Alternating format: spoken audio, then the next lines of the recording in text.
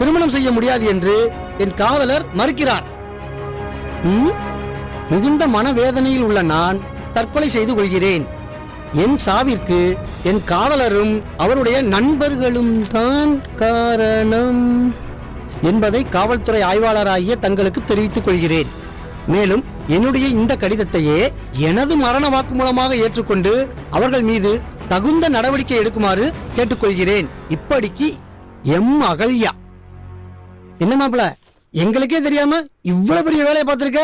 நானே குழம்பு போயிருக்கேன், இவன் வேற. இந்த பொண்ணு எப்படிங்க வந்துச்சு? நீங்க போனதுக்கு அப்புறம் நான் தான் செல் நம்பர் கொடுத்தேன். ஒருவேளை மனசு மாறினா கால் பண்ணுங்கன்னு சொன்னேன். போன் பண்ணி என்ன பார்க்கணும்னு சொன்னாங்க. நானும் மணி என்ன வீட்டு அட்ரஸ் சொல்லி வர சொன்னேன். படத்துல நடிக்கிற பிளானோட வருவாங்கன்னு நினைச்சேன். ஆனா நம்ம எல்லாரும் ஜெயிலுக்கு அனுப்புற பிளானோட வருவாங்கன்னு நான் எதிர்பார்க்கலப்பா.